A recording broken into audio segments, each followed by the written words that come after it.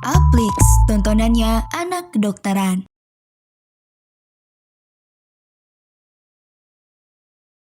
Halo teman Apmeds, kembali lagi bareng aku, Kak Adel. Di video kali ini kita akan belajar tentang THT, khususnya otitis media. Nah, ini ada learning outcomes kita kali ini, yaitu teman Apmeds mampu mengetahui definisi, etiologi, klasifikasi, pemeriksaan, dan tata laksana otitis media. Topik utama kita hari ini tentu saja tentang otitis media. Ada yang akut, ada juga supuratif kronis.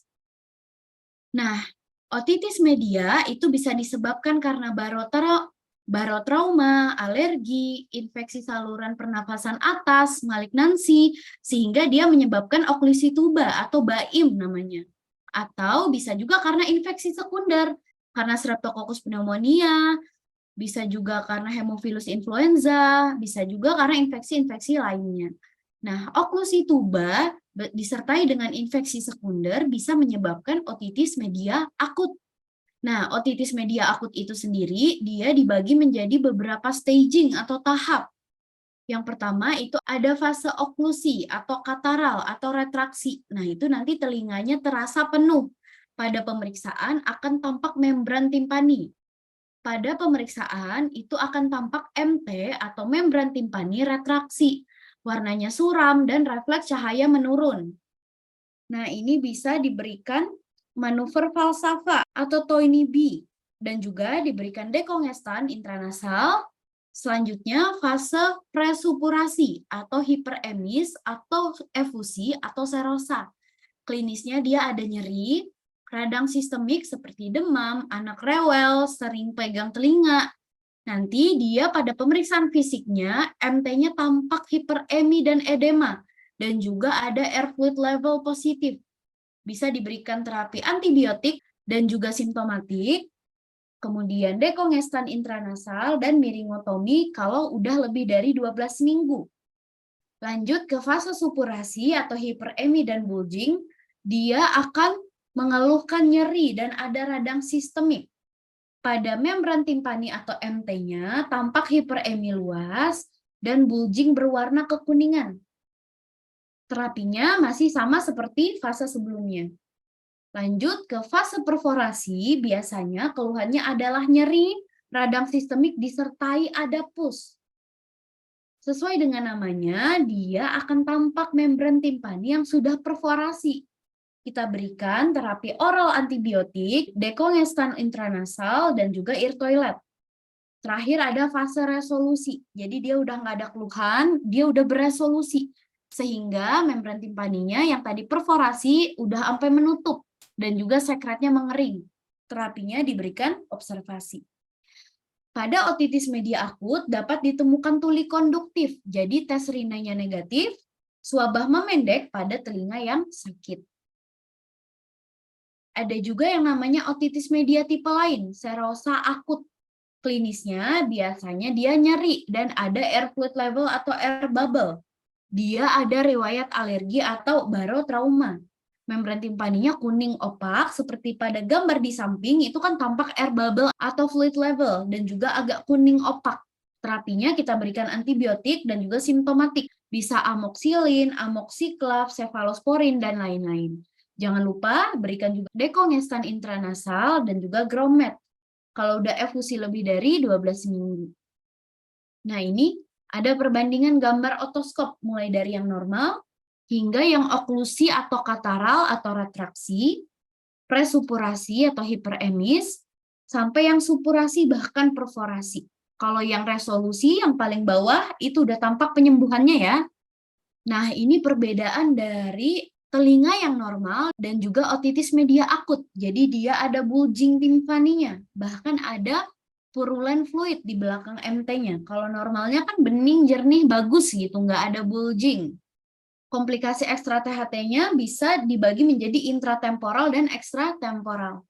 Kalau intratemporal itu bisa menyebabkan labirinitis, paresis nervus facialis, petrositis, dan juga hidrosefalus otik.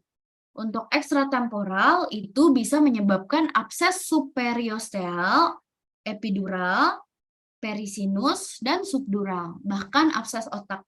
Kemudian bisa juga menyebabkan meningitis, trombosis sinus lateralis, dan cerebritis. Lanjut ke otitis media supuratif kronik.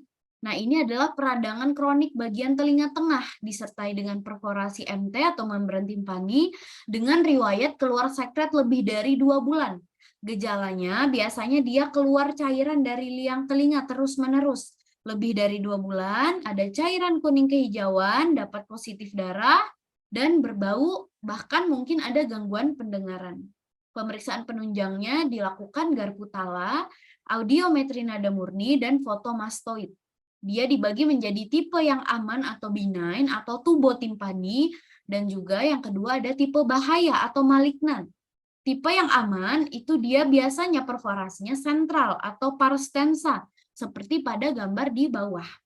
Dan juga sekretnya tampak mukoid, tidak berbau, dan juga mukosa MT-nya edem, hipertrofi, granulasi, dan timpanosklerosis. Untuk tipe malignan, dia ada perforasi atik, marginal, dan sentral besar atau total. Contohnya seperti di gambar di bawah. Dia ada sekret berbau, kuning abu purulen, dan juga ada kolesteatoma. Tata laksana OMSK itu untuk non-medikamentosanya kita lakukan ear toilet dengan NaCl 0,9%, asam asetat 2%, atau hidrogen peroksida 3%. Medikamentosanya kita berikan antibiotik topikal ofloxacin atau secara oral. Oral itu lini pertamanya adalah amoksisilin, kemudian lini keduanya adalah levofloxacin, dan untuk anak ya amoksisilin atau asam clavunalat 25-50 mg per kilogram berat badan per hari dibagi 3 dosis. Untuk tipe yang bahaya, jika perforasinya sudah 2 bulan dan udah kering dan ada komplikasinya maka wajib dirujuk. Lanjut ke timpanosklerosis. Ini adalah peristiwa di mana terjadinya hialinisasi dan kalsifikasi pada membran timpani, telinga tengah, atau keduanya. Gejalanya ada penurunan pendengaran, etiologinya bisa disebabkan karena sekuel otitis media akut yang parah, autoimun, genetik, sekuel, dan hiperkalsemia. Klasifikasinya dibagi menjadi miringosklerosis yang hanya mengenai membran timpani, ada juga intratimpanik timpanosklerosis, dia mengenai bagian telinga tengah lainnya. Tata laksananya dilakukan operatif rekonstruksi dan alat bantu dengar. Oke, sekarang kita kuis ya. Kamu bisa pause video ini dulu, nanti kita bahas jawabannya bareng-bareng. Laki-laki 35 tahun datang dengan keluhan nyeri pada telinga kanan. Riwayat telinga keluar cairan dari telinga kanan 1 tahun yang lalu.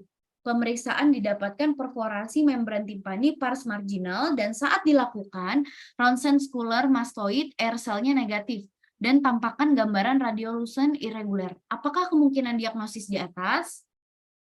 Jawabannya adalah OMSK maligna. Ini khas ya, karena perforasi membran timpaninya di bagian pars marginal dan sudah riwayat keluar cairan sejak 1 tahun yang lalu.